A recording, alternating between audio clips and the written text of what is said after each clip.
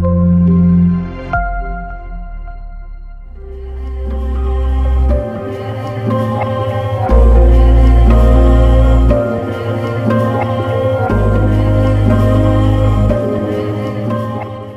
tahun 1940, saat Nazi masih menguasai sebagian wilayah Eropa, ada satu wilayah bernama Cassino, tepatnya di timur Italia. Di sana para tentara masih berjuang untuk merebut kembali wilayah tersebut dari kekuasaan Jerman. Suatu hari, terlihat sekelompok pasukan tentara yang sedang berpatroli menyusuri jalan. Tak lama kemudian, datang seorang pria dengan kereta kudanya. Setelah menghentikan kereta kuda tersebut, pemimpin pasukan yang bernama Sir Sandris lalu menyuruh dua anak buahnya untuk memeriksa kereta kuda itu. Tapi tiba-tiba muncul seorang tentara Nazi.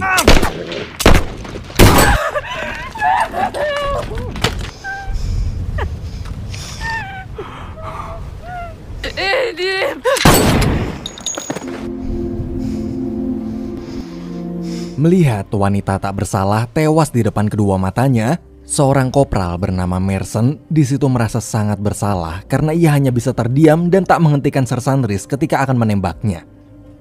Setelah kembali ke markas, Merson bersama salah satu tentara bernama As yang juga melihat penembakan Sir Sandris tadi. Di situ mereka berdua sedang melihat Sir Sandris diinterogasi tentang penyebab dua anak buahnya tewas. Tapi Sir Sandris malah berbohong dengan mengatakan kalau semua itu karena ulah tentara Nazi yang merampok mereka di tengah jalan, sehingga terjadi baku tembak. Melihat sang sersan sama sekali tak merasa bersalah dan justru berbohong, Merson dan S hanya bisa terdiam.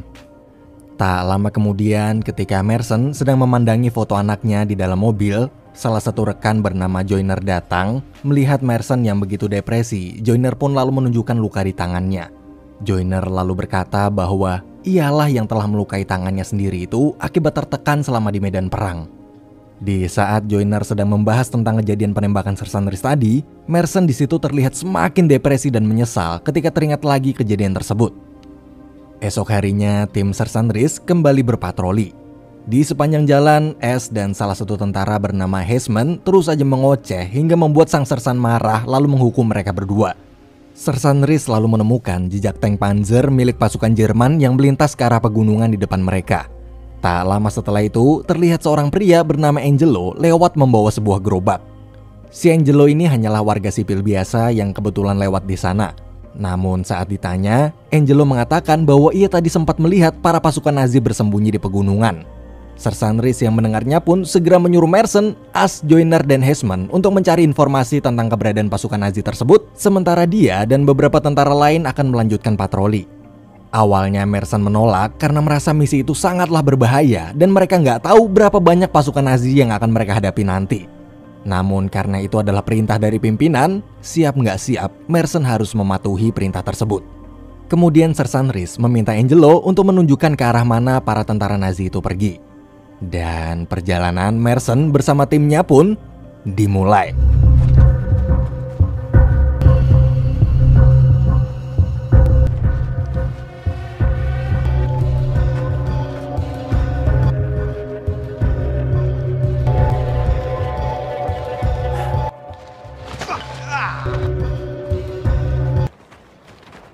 Fucking kid. Fuck you.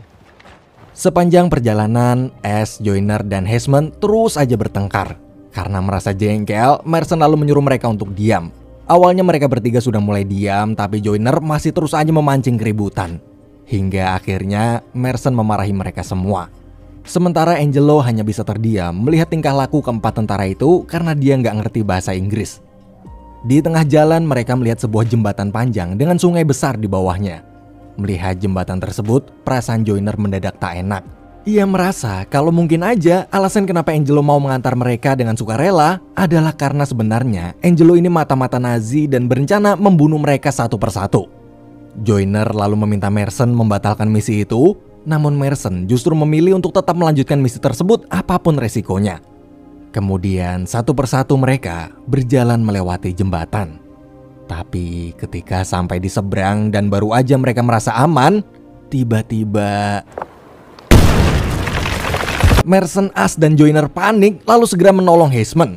Namun karena sebagian kakinya telah hancur akibat ranjau tersebut, ia mengalami pendarahan hebat hingga akhirnya Heisman pun meninggal dunia. Melihat kejadian itu, S merasa sangat syok hingga berkata kalau ini pasti adalah karma untuk mereka karena kemarin hanya bisa terdiam dan tak menghentikan Sersan Reese membunuh seorang wanita tak berdosa. Di tengah kesedihan, misi harus tetap diselesaikan. Mereka semua lalu memutuskan untuk meninggalkan mayat Heisman di sana dan melanjutkan perjalanan. Tak lama kemudian di tengah perjalanan, mereka kaget ketika melihat ada mayat seorang tentara yang terduduk kaku di sebuah pohon tumbang. Setelah diperiksa, Merson lalu menjelaskan bahwa tentara tersebut pasti tewas sudah cukup lama akibat tertembak sniper. Merson kemudian menyuruh kedua rekannya untuk lebih waspada.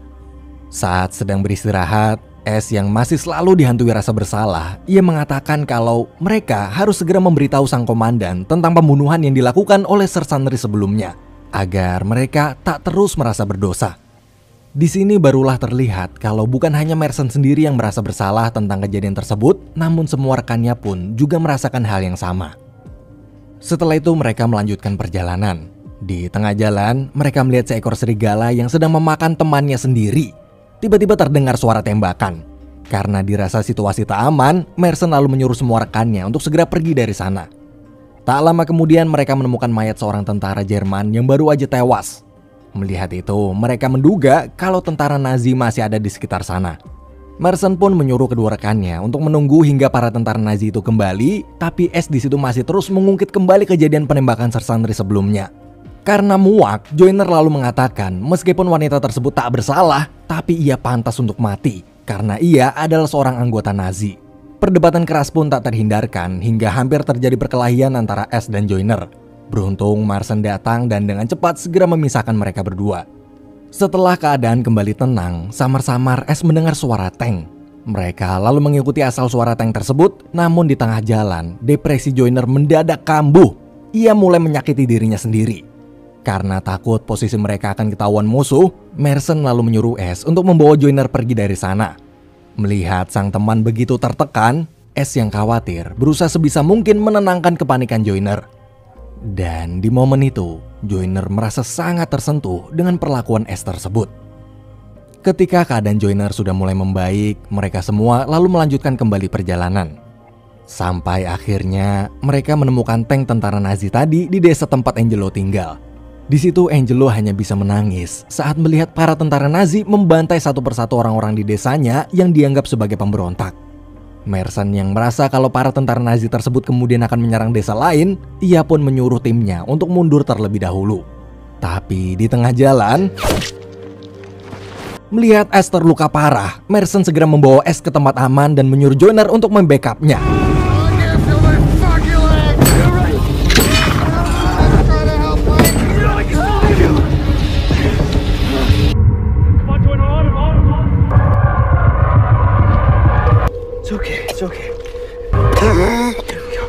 Joyner yang melihat parahnya luka tembak S, ia dengan sekuat tenaga terus mencoba menghentikan pendarahan di luka tersebut.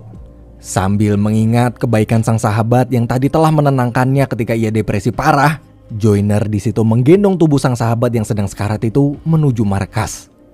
Di perjalanan, Merson menyuruh Joyner untuk berhenti karena ia merasa ada seseorang yang sedang mengawasi mereka. Merson berpikir bahwa orang tersebut pasti adalah sniper yang telah menembak S tadi. Di tengah obrolan mereka, kondisi S terlihat sudah semakin melemah. Akhirnya mau nggak mau, mereka terpaksa harus melanjutkan perjalanan walaupun dalam kondisi terancam karena terus diikuti dan diawasi dari kejauhan. Saat sampai di tempat mayat tentara yang tertembak oleh sniper tadi, Merson dan Joyner membuat umpan dari mayat tersebut, di mana mereka akan membuat seolah-olah mayat tentara itu masih hidup agar si sniper menembak mayatnya dan mereka pun akhirnya bisa mengetahui keberadaan sniper tersebut. Merson lalu menyuruh Joyner untuk segera pergi membawa S bersama Angelo agar S bisa segera diobati, sedangkan dia akan pergi mencari keberadaan sniper itu sendirian. Setelah cukup lama berjalan, Joyner dan Angelo memutuskan untuk beristirahat.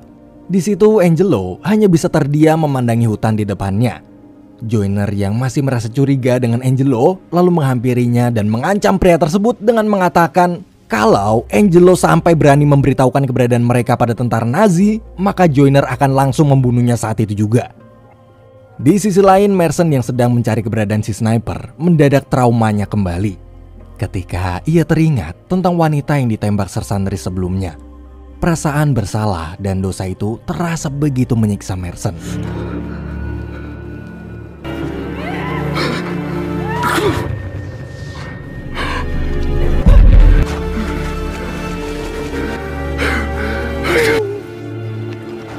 Dalam keadaan depresi, Merson berusaha untuk terus menenangkan diri.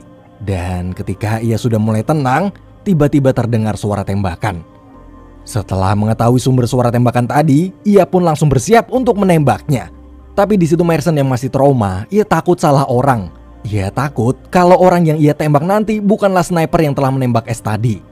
Tapi saat Merson telah berhasil mengumpulkan keberanian,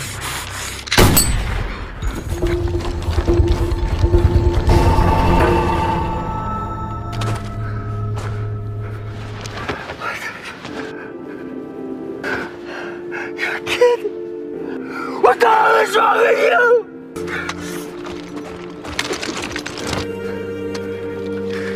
Merson lalu segera menyusul Joyner, S serta Angelo. Setelah bertemu dengan Joyner dan yang lain, Merson kemudian menceritakan kalau yang menembak S sebelumnya itu bukanlah dari tentara Nazi, melainkan salah satu warga dari desa tempat tinggal Angelo. Awalnya Merson sempat curiga pada Angelo, ia berpikir kalau Angelo juga bekerja sama dengan penembak tadi. Namun Angelo menjelaskan bahwa di desanya ada suatu kelompok yang terkenal selalu membunuh semua tentara yang datang. Dan mungkin penembak tadi adalah salah satu anggota kelompok tersebut. Mendengar penjelasan Angelo, Merson merasa Angelo tak mungkin berbohong. Ia pun memutuskan untuk mempercayai omongan Angelo itu dan melanjutkan perjalanan. Namun, ketika mereka semua telah sampai di markas, ternyata S sudah tak bernafas lagi. Gone.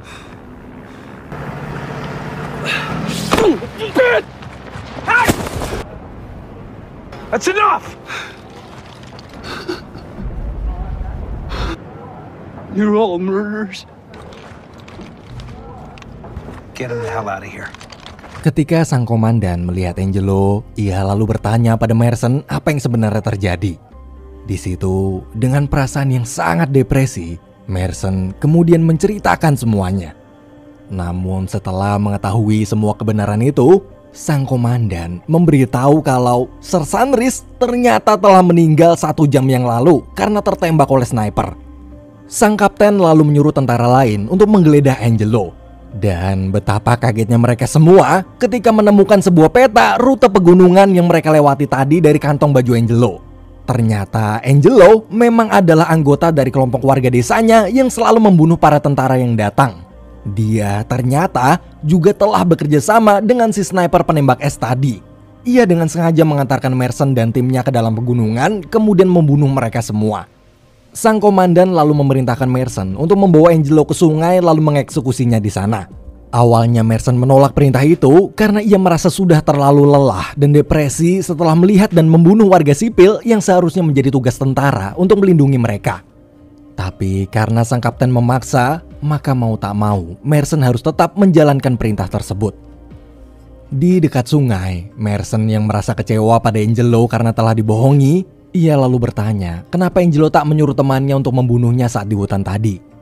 Angelo pun mengatakan kalau meskipun Merson adalah seorang tentara dan selalu membunuh orang, namun Merson berbeda dari para tentara lain.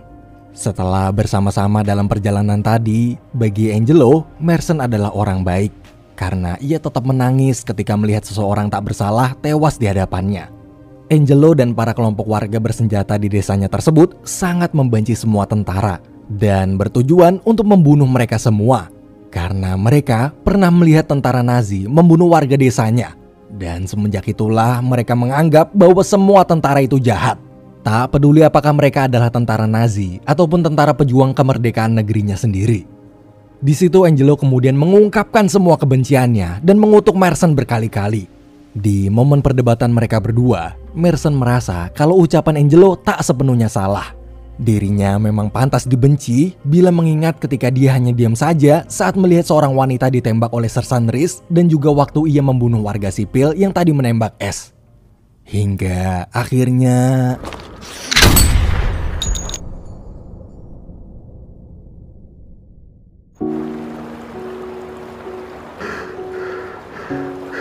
Marston kemudian menyuruh Angelo untuk segera pergi dari sana sebelum ia benar-benar membunuhnya. Setelah Angelo pergi, Marston di situ hanya bisa menangis sambil mengingat semua kejadian yang telah ia alami. Hingga ketika ia melihat pemandangan di depannya, perlahan demi perlahan, Marston mulai merasa tenang. Tak lama kemudian, Joyner datang.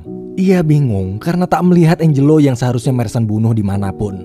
Marston lalu berkata bahwa ia telah melepaskan Angelo. Melihat sang teman terlihat begitu tertekan, Joyner pun memberikan sebatang rokok. Di momen itu, Marston mengatakan kalau penyebab hancurnya mereka adalah ketika mereka hanya bisa diam dan tak menghentikan Sir Sandris membunuh seorang wanita tak berdosa. Setelah perbincangan antara dua sahabat itu, Joyner lalu mengatakan kalau sang komandan pasti akan menginterogasi Marston saat kembali ke markas nanti. Namun Marston terlihat sudah tak peduli lagi. Ia masih terus memandangi sungai di depannya. Sebenarnya jauh dalam lubuk hati Marston, ia masih ingin tetap berada di sini. Menghirup udara segar, memandangi indahnya pemandangan sungai, menikmati ketenangan dan tak ingin kembali ke medan perang lagi.